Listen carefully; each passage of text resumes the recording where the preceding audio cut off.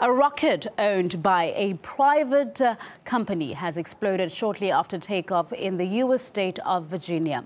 The vessel was unmanned, and NASA has said that at this stage, nobody on the ground is thought to have been injured. It was carrying more than 2,000 kilos of cargo for the International Space Station, along with a new advanced satellite. It's also thought to have had a high-pressure nitrogen tank on board. We're now going to cross live to our American studios for the detail, where Amira David will be speaking to Lindsay France to get more on what happened.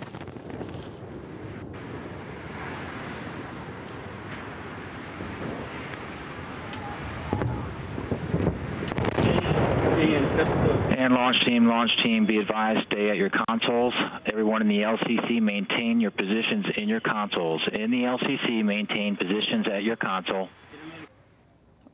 Right now, we know that the rocket was unmanned, but joining me with more details on this is RT's Manila Chan from our newsroom and Lindsay France from our LA studio. Now, Manila, let's start with you. There aren't a lot of details at this point, but what do we know?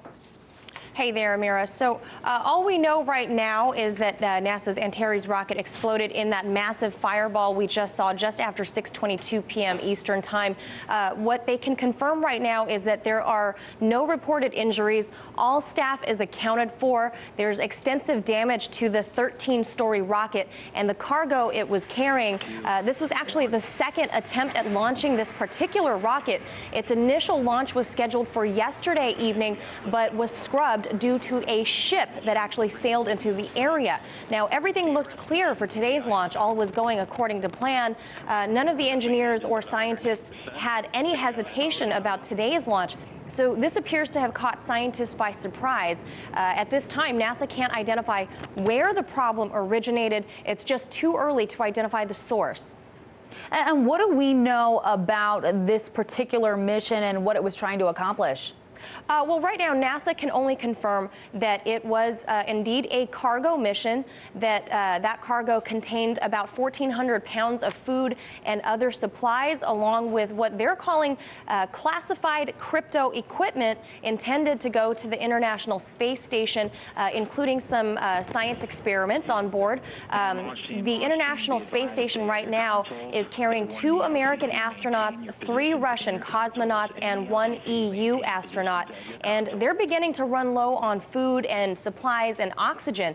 So I want to stress, though, at this time that there is not yet any confirmation as to what started the explosion. They're not sure whether it's something on board the rocket itself or whether the cargo had a problem in it or if it was an external issue such as the weather or something like that. NASA is calling it a catastrophic anomaly following what they had originally called a clean launch.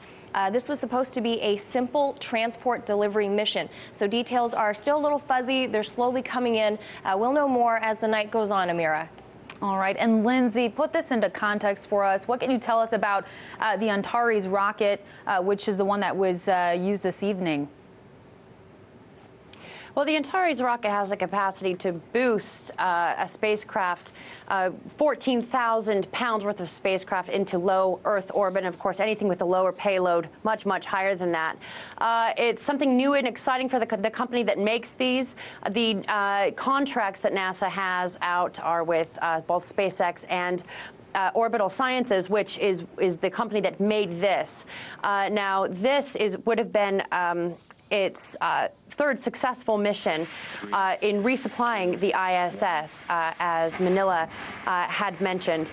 Now, it's not only resupplying, it's also taking away trash, and as she said, also, taking up science experiments and all those sorts of things. SpaceX is contracted to do 12 of these missions for NASA, and Orbital Sciences is contracted so far to do 8. Now, the Antares, as I said, has an incredible launch potential, and it's also slated to be used by the Air Force. Now, the contract for these commercial resupply services, as they're called with NASA, is worth $1.9 billion. A lot of money and a lot of technology has been put into creating a 3-phase rocket for resupplying the ISS. And unfortunately, with that rendezvous and berth with the ISS, which was slated to happen on November 2nd, that won't be going on. Instead, it'll be filled with investigation time. And of course, we all know that this particular rocket was reassigned. It was supposed to be launched yesterday. A boat had to move out of the way, and you better believe that guy is happy that his boat was out of the way. It's exactly for this reason. I've been below those launches before.